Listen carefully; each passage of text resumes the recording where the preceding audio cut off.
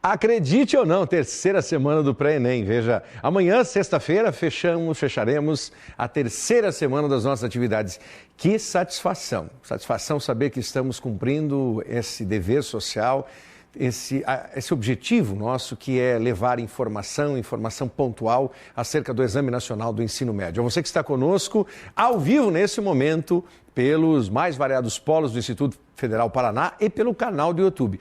Canal do YouTube, onde é mesmo, Paula? IFPR. IFPR. Audiovisual? Audiovisual EAD, de Educação à Distância. Mas é só digitar IFPR que você Então você pode acompanhar as aulas ao vivo, sim, durante as tardes.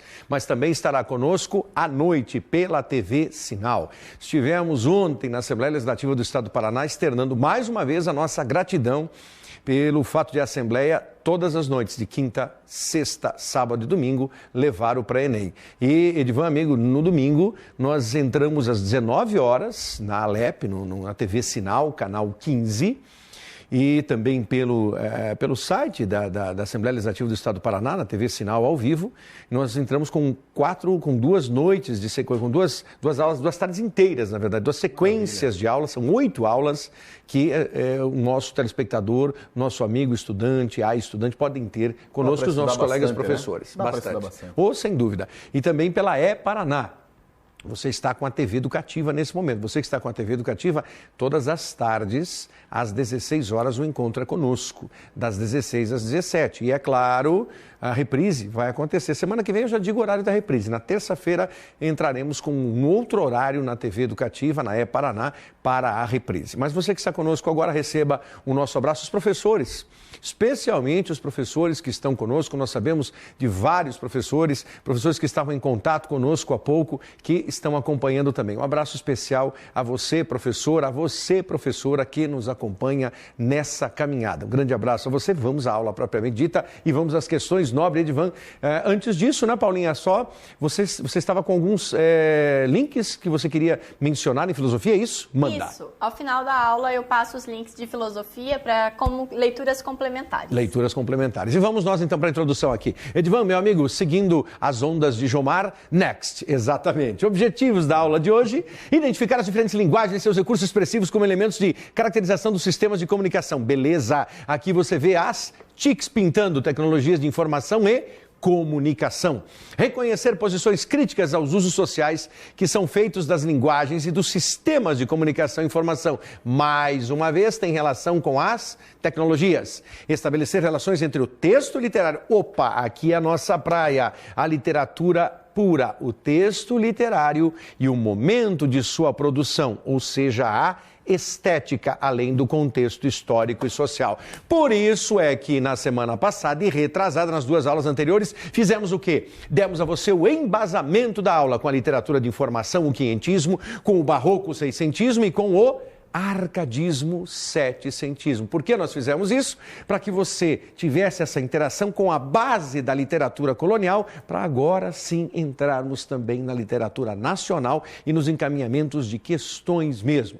Nossa tutoria, a professora Denise Maia, preparou esse universo de que ela gostou de mim, a Denise, sabia? Quantas questões você prepara para o Carlos e para o Elton? São 4 questões de matemática e 3 Quantas você acredita que a professora Denise preparou para mim nesta aula? Olha, pelo que eu estava vendo... 7. Denise tem uma simpatia, 7 questões. Então vamos nelas, vamos ver que tal, Edivan. 7. Dá para trabalhar bastante. Manda ver. SOS português. Grita português. Questão 99, provinha de 2010. Você que está acompanhando pelo caderno, você precisa baixar esse caderno, ter em suas mãos para acompanhar essa questão. Vem com o gabarito conosco agora. SOS português, ou seja, help. Então, português. Por que pronunciamos muitas palavras de um jeito diferente da escrita? Por que pronunciamos palavras? Vamos bem claramente olhar palavras que nós pronunciamos de uma forma, mas escrevemos de outra forma. Isso é comum. Pode-se refletir sobre esse aspecto da língua com base em 2 perspectivas. Claro que eu vou sublinhar isso aqui. Sublinharei o quê? 2 perspectivas. Na primeira delas, fala e escrita são dicotômicas. Olha que beleza! Então, o que restringe de, mas você tem 2, só que elas funcionam como restritoras. que restringe o ensino da língua ao código. Então é por isso que elas são dicotômicas. Eu tenho o ensino da língua ligado à norma, a norma gramatical brasileira. Daí vem o entendimento de que a escrita é mais complexa que a fala, sem dúvida nenhuma. E por isso você, que trabalha com a língua e com as linguagens, deve saber que as linguagens são amplas. A língua é o nosso idioma propriamente dito. A fala também advém disso, mas com as suas minúcias. Quando eu olho, por exemplo, você que está conosco no Paraná, quando eu olho para o curitibano, é comum, é prático que o curitibano tenha este E, um pouco mais tônico, por assim dizer, um pouco mais fechado. Agora, quando eu me localizo com o carioca, o fluminense, quem está conosco do Rio de Janeiro, pelas parabólicas, enfim, e pelo YouTube, você tem um S sibilante. Então, esse S sibilante é aquele S que ressoa. Já você, que é do interior do estado do Paraná, o interior do estado de São Paulo, fala-se normalmente com o R retroflexo.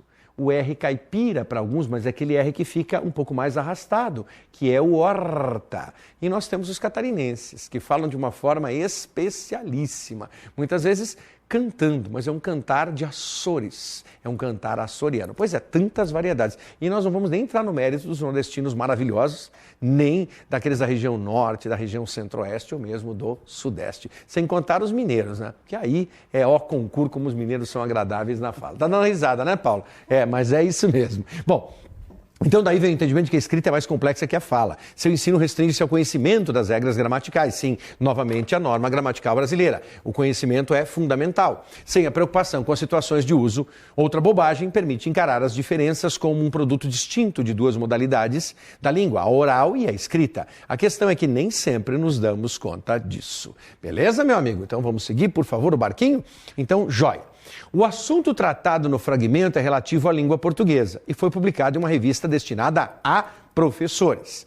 Entre as características próprias desse tipo de texto, identificam-se marcas linguísticas próprias de que tipo de uso? Será que nós teríamos aqui o coloquial ou teríamos a norma culta? Bom, você já sabe a resposta.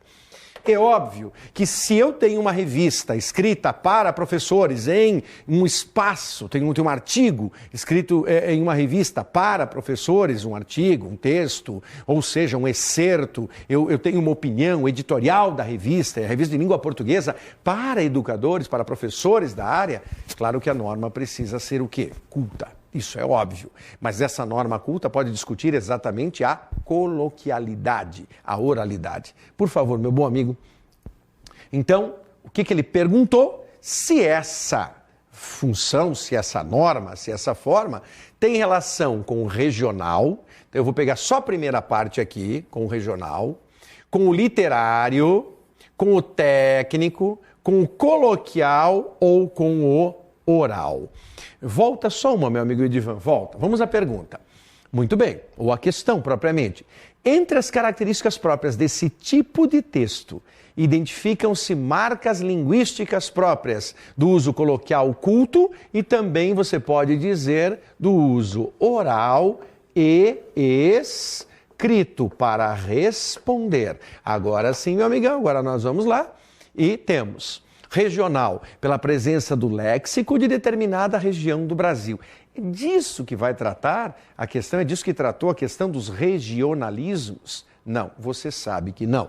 É do literário? Não. Regionalismo, então, é próprio. Vamos discar aqui, regionalismo é algo próprio de cada região. Quando pensamos no literário, eu tenho o abstrato. É disso que tratou? Temos algum poema? Existiu algum poema? Existiu algum verso? Existiu alguma fábula? Existiu algum conto? Alguma crônica? Não. Estamos pensando em um texto real. O texto técnico, esse texto técnico, vai trabalhar com o quê? Trabalha com a metalinguagem. Ou, se você quiser, a explicação do texto pelo texto. Tratou disso? Ora, do coloquial por meio do registro da informalidade ou do oral por meio do uso de expressões típicas da oralidade. Agora eu quero que você reveja e você vai ter 3 segundos para assinalar a alternativa correta, sabendo, estando ciente de que essa é uma questão fácil. SOS Português. Questão acessível. Questão que envolve interpretação, linguagens e necessariamente a gramática, a linguística. Certo? Então vem para cá, vem para a telinha para nós. Regional, literário, técnico, coloquial ou oral. Você tem 3 segundos. 1, 2, 3. Clica para nós, amigo Edivan. Vem a resposta. Técnico. Por quê? Por meio de expressões próprias de textos científicos. Como é que eu justifico isso? Fácil. Eu disse que era uma questão fácil. Por que questão fácil? Ora, porque é uma revista de língua portuguesa, dirigida aos docentes. Se é dirigida aos docentes, ela só pode trabalhar tecnicamente, certo? Mostrar o registro oral, mas mostra como esse registro oral? Na forma escrita culta. Questão fácil. Gostou dessa, Paulinho? Gostei. Tranquilo, né? Questão bem acessível, mas são essas questões que me preocupam muitas vezes, porque o aluno vai ficar procurando ali nas alternativas, ele ia procurar o regional. O regional se tira, mas de longe. O literário também. Aí ele vai trabalhar no coloquial, mas o coloquial não é. Nós mostramos, se era uma revista, eu falava isso. Quer dizer, eu já dei a dica. E o oral também não, porque vai trabalhar com escrito. Então, até por eliminação, ele só poderia olhar para o texto técnico. E é isso que nos ajuda a pensar necessariamente a prova de linguagem, certo? Vamos adiante, meu amigão? Beleza. Então, resolvido. Questão 101. Mostre que sua memória é melhor do que o computador e guarde esta condição. 12 vezes sem juros. Olha como é bom.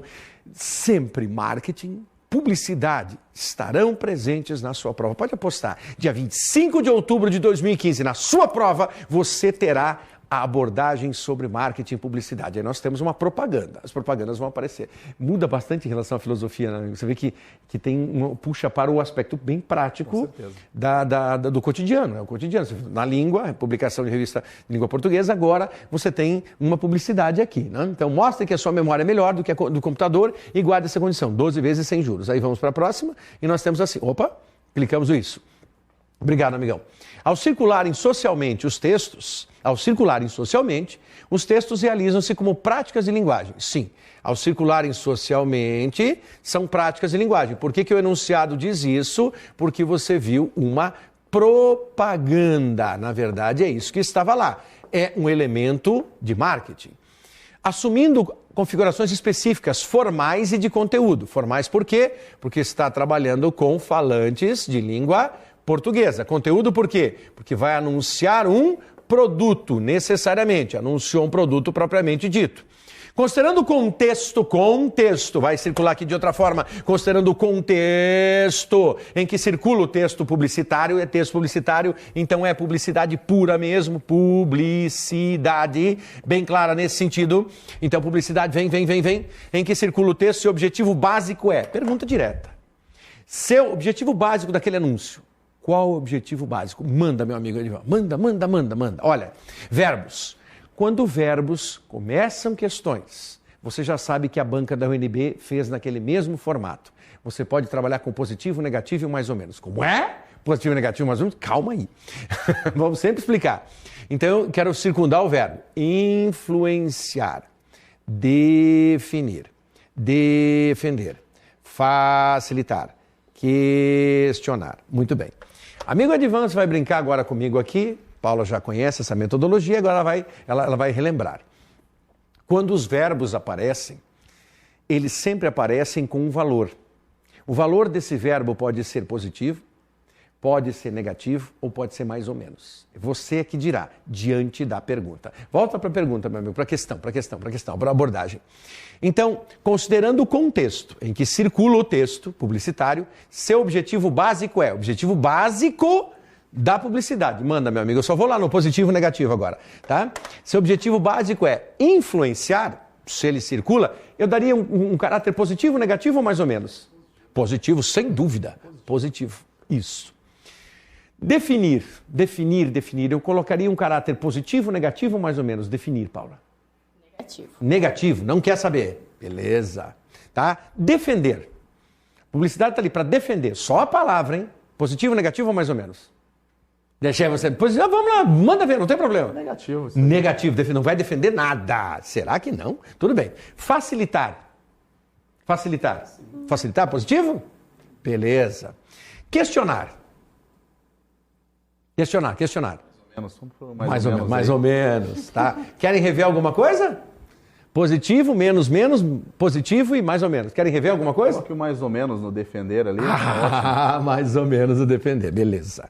Aí você diz assim, tá, mas por esse método não vou acertar essa questão nunca. Não, nós estamos apenas aqui no campo da hipótese. Quer ver? Agora que você já atribuiu um valor ao verbo que inicia cada uma das alternativas. Agora você vai ler a alternativa toda, completa e absoluta. Vamos a ela. Influenciar. Então, o objetivo básico é... Lembra a pergunta? Lembra a questão? O objetivo básico é influenciar o comportamento do leitor por meio de apelos que visam a adesão ao consumo. Essa segunda parte, você atribui um valor positivo, negativo ou mais ou menos? Super positivo. 3 positivos, pode ser? Não, só um. Então você tem 2 positivos aí. Agora a segunda, vai lá. Definir regras de comportamento social pautadas no combate ao consumismo exagerado. Positivo ou negativo ou mais ou menos? Absolutamente negativo. Absolutamente? Negativo, beleza. Defender a importância do conhecimento de informática pela população de baixo poder aquisitivo. Negativo. Não, negativo. Facilitar o uso de equipamentos de informática pelas classes sociais economicamente desfavorecidas. Positivo, negativo ou mais ou menos? Negativo. Tem certeza? Mas bota mais ou menos. Se nós errarmos, vai ficar feio, ao vivo, não tem como errar. Não tem como errar. Positivo, negativo ou mais ou menos? Mais ou menos. Mais ou menos. Opa, mais ou menos. Uhul. E daí, por fim, questionar o fato de o homem ser mais inteligente que a máquina, mesmo a mais moderna. Não? Negativo? Negativo. Então, veja, pela anotação de vocês, qual é a alternativa que manda?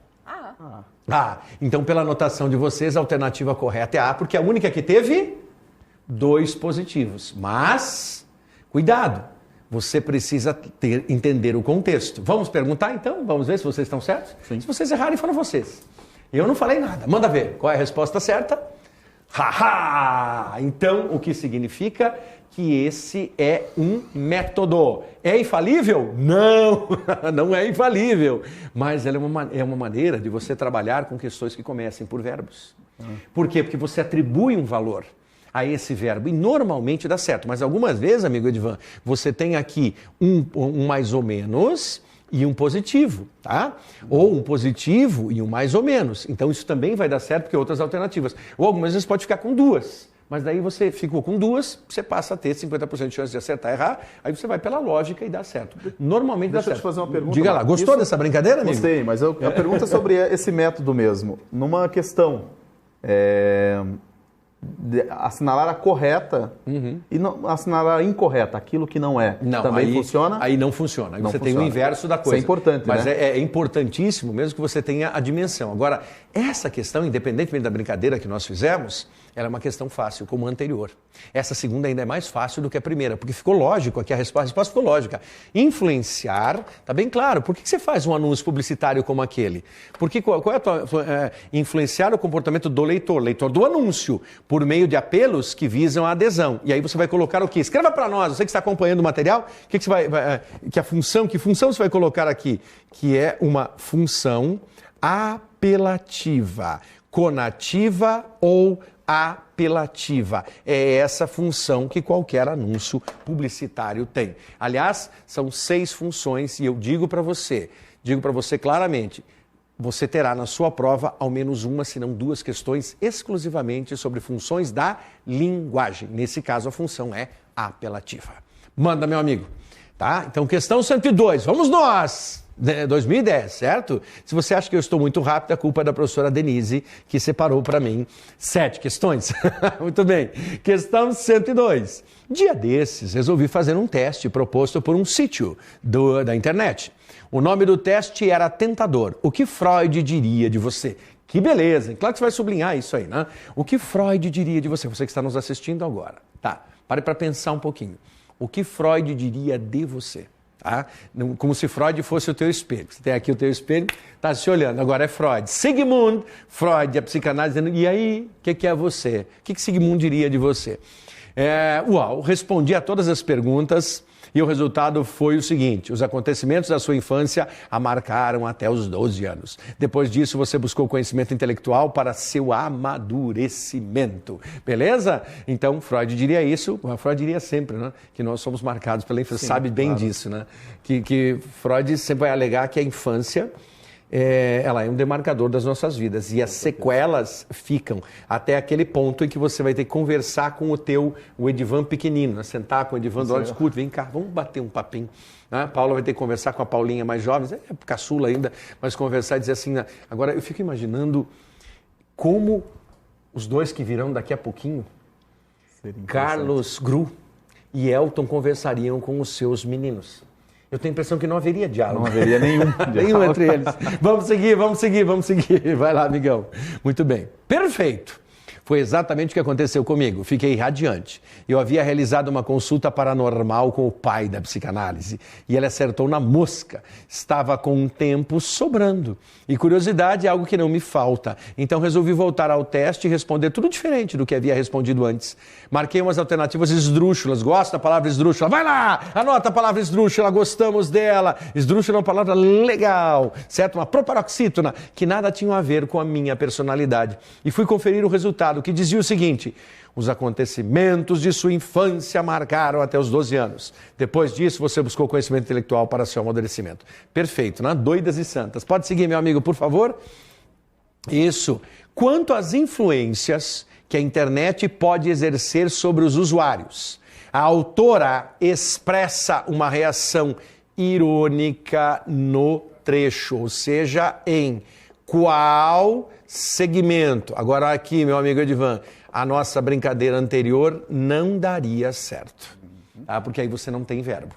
Aquela situação que nós fizemos há pouco, ela acaba tendo uma sintonia, uma consonância, quando as alternativas têm o seu início por verbos, com verbos. Aqui você já não aplica mais isso, tá? Esqueça. É uma metodologia, não significa que esteja padronizada, não é por aí. Mas é um método para você se afeiçoar às questões do Exame Nacional e, sobretudo, você que está acompanhando o nosso curso, o curso pré-ENEM, vai até o dia 23 de outubro. Você que está nos acompanhando, familiarizar-se com a elaboração, com a banca elaboradora. Por quê? Porque quem se prepara para um concurso precisa resolver questões anteriores. Isso é clássico, isso é crasso, isso é tônico, comum. Quem se prepara para um concurso precisa pegar as provas anteriores e resolvê-las. Fácil isso, né? Vamos aqui ao sentido? Vamos. Então, quanto às influências que a internet pode exercer sobre os usuários, a autora expressa uma reação irônica no trecho. Qual segmento? No trecho, marquei umas alternativas esdrúxulas, que nada tinham a ver. Os acontecimentos da sua infância marcaram até os 12 anos. Dia desses, alternativa C, dia desses resolvi fazer um teste proposto por um site da internet. D, respondi a todas as perguntas e o resultado foi o seguinte. Letra E, fiquei radiante. Eu havia realizado uma consulta paranormal com o pai da psicanálise. Ora, são 5 alternativas e você só nessa primeira leitura, você não poderá ter muito tempo também. Você tem sempre em média 2 minutos e 30 por questão com segurança, para depois você reservar 30 segundinhos para o gabarito com todas as questões propriamente ditas, né? Em cada questão reservando esse tempo. Para não errar na gabaritagem, o que muita gente faz muitas vezes. Resolve tudo e vai passar as nossas 90 questões e acaba errando. Quanta gente já fez isso? Quanta gente já passou um gabarito errado, historicamente, aí deixou uma, aí o gabarito da 43 virou 44, e aí da 44 em diante você... Todos os gabaritos você errou. Imagina a festa, né? Então tem que ter essa paciência, não vai, faltando 3 minutos, o fiscal está ali em cima da tua cabeça e você, não, deixa eu passar o gabarito. Não, tem que ter tempo. Mas essa é uma questão acessível também. Apenas já nessa segunda leitura agora, você vai escolher uma alternativa. Você vai ficar entre 2, na verdade. Uma delas é a nossa perfeita. Quer ver? 3 você vai eliminar. Venha. Letra A, marquei umas alternativas esdrúxulas que nada tinham a ver. B, os acontecimentos da sua infância marcaram até os 12 anos. C, dia desses resolvi fazer um teste proposto por um site da internet. Letra D, respondi a todas as perguntas e o resultado foi o seguinte. Letra E, fiquei radiante. Eu havia realizado uma consulta paranormal com o pai da psicanálise. Logo, você escolheu? Qual é a resposta correta? Vai. A, B, C, D ou E. Eu já eliminei 3. Só para pensar. Já eliminei a 4ª nessa segunda leitura. Agora é contigo. Vai lá. Apontou? Manda ver, meu bom amigão. Qual é a resposta correta? Tá ali para nós. Olha aí. Porque é irônico. Volta só, meu amigo Edivan. Volta a questão, volta a questão. Chama... Isso, olha o que eu sublinhei ali, amigão. Ironia. Uma reação irônica no trecho, tá lá, fiquei radiante, eu havia realizado uma consulta paranormal com o pai da psicanálise. Claro que é irônico, para com isso, como a questão é fácil, como é que ela vai ter, tive um momento com o pai da psicanálise, o pai da psicanálise está aqui. Claro que é uma ironia, isso não acontece. Ou seja, resposta fácil, questão fácil, atribui-se uma pontuação enorme. É isso. Questões de linguagem, só que os alunos erram. Infelizmente, nós temos um índice de erros em questões assim, porque ele fica procurando, sabe aquele aluno que sabe muito, muitas vezes erra. Ele erra porque ele fica, não é, tá fácil demais. Não pode ser tão fácil assim, né? É pegadinha, é uma coisa do mal, do pai da psicanálise, aí é exatamente isso. Então, questão fácil. Manda ver. Transtorno do comer compulsivo. Essa questão, o Super Fabião, professor nosso de educação física, certamente poderá também abordar junto contigo. Fabião e eu já resolvemos essa questão algumas vezes. O transtorno do comer compulsivo. Muito bem, compulsivo. O transtorno do comer compulsivo vem sendo reconhecido nos últimos anos como uma síndrome caracterizada por episódios de ingestão exagerada e compulsiva de alimentos. Porém, diferentemente da bulimia, agora vai sublinhar comigo, bulimia nervosa. As bulímicas, sobretudo mulheres, são as miadoras, aquelas que miam. Ou seja, o que é o bulímico, sobretudo o bulímico que é nervoso, é aquele indivíduo que ingere comida e depois de ingerir, disfarça, vai ao banheiro e regurgita, mia, vomita.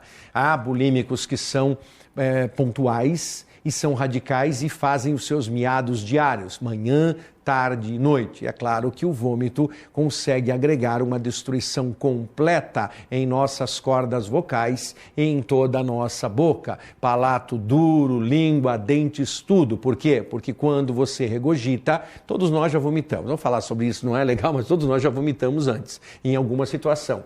Porém, você vomita esporadicamente, porque comeu alguma coisa, comeu pedra, não fez bem, porque ingeriu bebidas e também não fez bem, e, enfim, por uma série de razões, não é?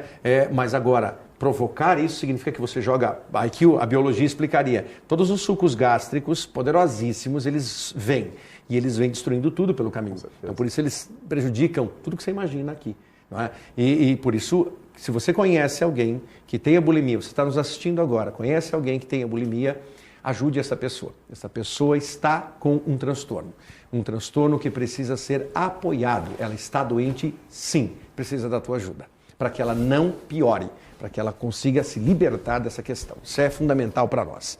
Muito bem, então, diferentemente da bulimia nervosa, essas pessoas não tentam evitar ganho de peso com os métodos compensatórios. Os episódios vêm acompanhados de uma sensação de falta de controle sobre o ato de comer, sentimento de culpa e vergonha. Manda ver, meu amigão.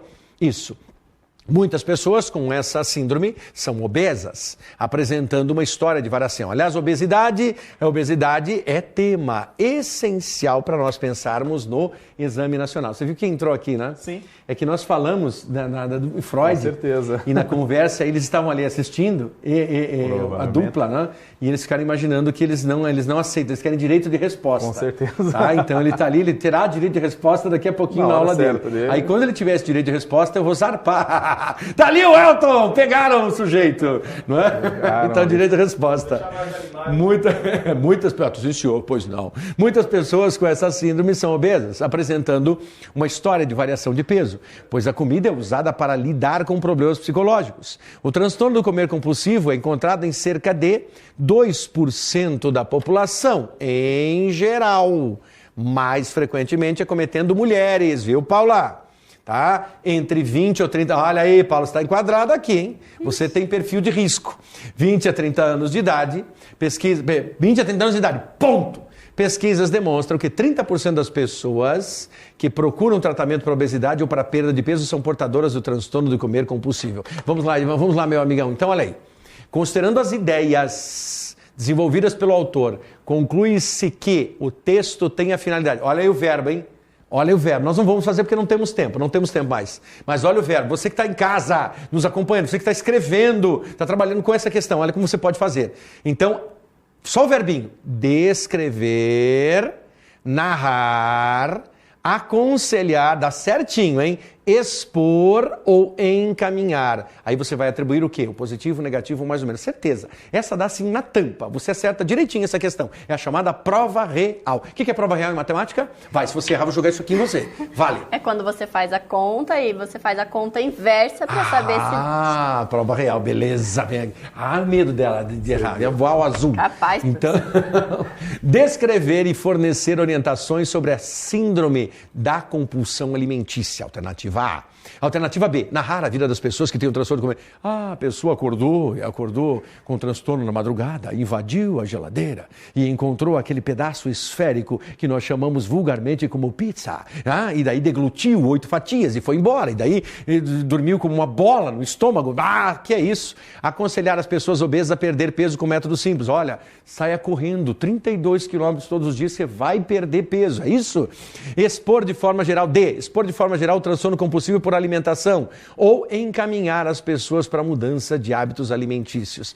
Fácil, gente, tá? Fácil, novamente. Você já lê, só por essa primeira leitura, faríamos o positivo, o negativo, mais ou menos, você acertaria. Manda para nós, a gente não tem tempo. Vamos lá, amigão, manda para nós. Olha aí. Expor de forma geral, sim, porque não é específico, o texto não pôde ser específico, ele não deu regras, regulamentações de tudo, mas ele só poderia ser essa alternativa. Pare com isso, descrever e fornecer orientações. É um médico que escreveu isso, foi uma pessoa que exercia medicina, foi uma consulta médica? Claro que não, bobagem! Aí narrar, eu ironizei a narração, não é possível? Você, narração nada! Aconselhar, venha cá, vou te dar um conselho.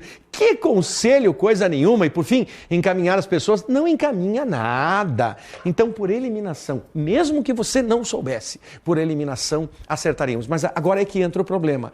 Por mais que você diga assim, as questões aparentemente são fáceis, mas a prova de linguagens é a prova com maior incidência de erros no Exame Nacional em 2009, 2010, 2011, 12, 13 e 14. Quer dizer, não adianta você dizer assim, é fácil, mas parece fácil aqui. Quando nós estamos deglutindo, estamos fazendo essa digestão, estamos comendo a coisa devagar, paulatinamente, pausadamente. Agora, quando você está ali sozinho, candidato ao Enem 2015, é necessário que você faça a mesma coisa. Essas questões que nós resolvemos aqui, você não pode perder. Por quê? Porque são questões fáceis. A atribuição de nota é maior. Eu não consigo aceitar que a prova de linguagens fique em último lugar sempre. A prova de matemática fica em primeiro lugar, maior índice de acertos, depois a de ciência da natureza, a de ciências humanas e, por último, só tem 4, a prova de linguagem. Se tivesse uma quinta, a prova de linguagem ficaria em quinto também. Né? Na verdade, tem quinto porque você tem a redação. Então, questões fáceis. A última, meu amigão, última antes que me mandem embora daqui. Questão 104. A gentileza é algo difícil de ser ensinado, tá? Viu, Elton? A gentileza é algo difícil de ser ensinado e vai muito além da palavra educação. Ela é difícil de encontrar, viu, Elton? Mas fácil de ser identificado, viu? E acompanha pessoas generosas e desprendidas que se interessam em contribuir para o bem do outro e da sociedade. É uma atitude desobrigada que se manifesta nas situações cotidianas e das maneiras mais prosaicas. Estou brincando, o Elton é super gentil e querido, são quase, não vou dizer quantos anos de amizade, né? Senão as pessoas vão ter noção da coisa. Né? Manda ver, meu amigão, para terminar. No texto menciona-se que a gentileza extrapola as regras de boa educação. A argumentação construída é algo que apresenta fatos que estabelecem entre si relações de causa e consequência. B. Descreve condições para a ocorrência de atitudes educadas. Letra C. Indica a finalidade pela qual a gentileza pode ser praticada. Letra D, enumera fatos sucessivos em uma relação temporal ou mostra oposição e acrescenta ideias. Responde para nós, amigo. Outra questão acessível, está aí. Mostra a oposição e acrescenta ideias a partir daí, porque ela permite a você uma reflexão. Então, a aula de hoje bem diferente das duas aulas anteriores. Nas duas aulas anteriores nós demos a você a base do contexto literário. Hoje nós entramos em linguagens puras na resolução dessas questões. Fica o nosso carinho, nosso abraço a você que nos acompanhou e o convite para a semana que vem, em nossa 4ª semana do Pré-ENEM IFPR Eureka. Super Edvan, obrigado pela companhia. Obrigado. Paulinha, obrigado também. Semana que vem tem mais. Você fica aí em instantes, tem intervalo agora, e em instantes a super dupla Elton e Gru e Elton. Não perca.